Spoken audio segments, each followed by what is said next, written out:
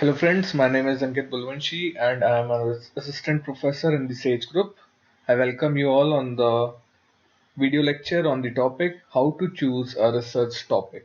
एक research topic कैसे choose करें. Research topic necessary होता है कोई भी MTech scholar के लिए या फिर एक PhD scholar के लिए जिसको भी अपना dissertation करना है तो एक topic required होता है. एक thesis लिखने के लिए start करने के लिए एक research topic required होता है. So in this lecture, we will discuss about how to choose a research topic. Research topic choose करना बहुत important है. It is the first step for conducting any research work. A successful research project starts with a good topic, but how can you decide what to pick?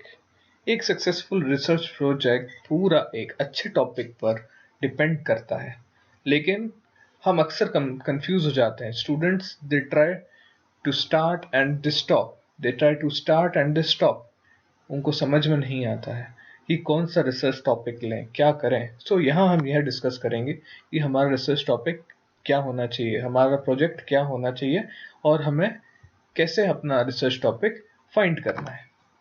The first thing to do is read your assignment. How long does it have to be? How many sources will you need? Are any topics off limits?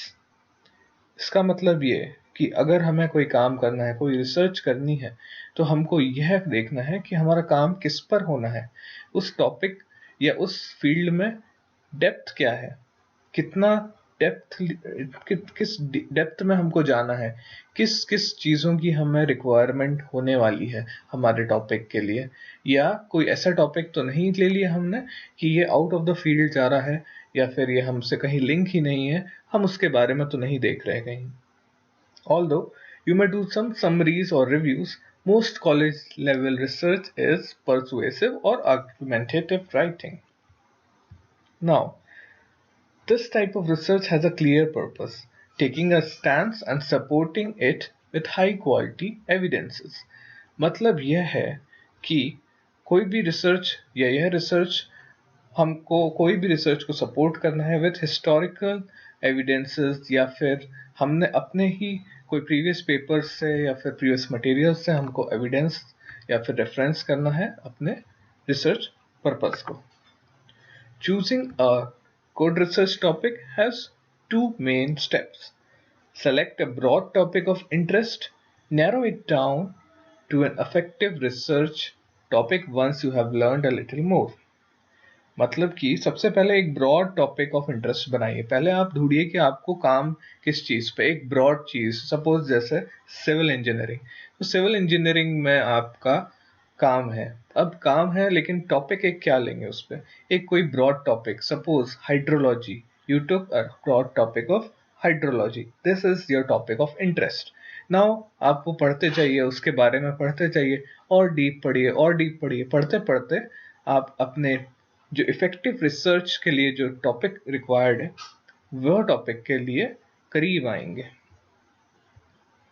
There are many places that can help you find a broad topic or idea, including news, sources, magazine, course material, or even a conversation with friends, family, or an instructor.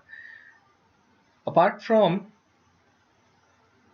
these, you can get from your course materials, but there are also a few library databases that are ideal for exploring an area of interest, and they also allow you to get a jump start on your research at the same time.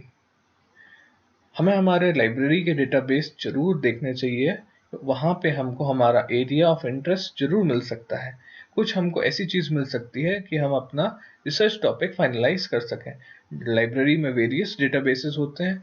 You can get access to online database, you can get access to offline journals and read books and find out your area of interest.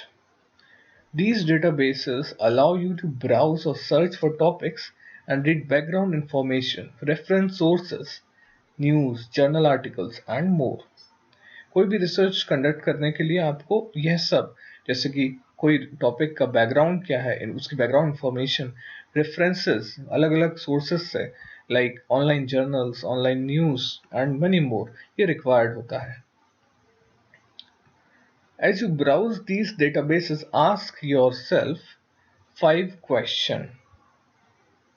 हमेशा जब भी आप कोई research topic या फिर कोई research journal या book पढ़ें, हमेशा यह 5 चीज़ें अपने दिमाग में रखें. Who, what, where, when and why. यह चीज़ें आप हमेशा सोचते रहें इनके बारे में.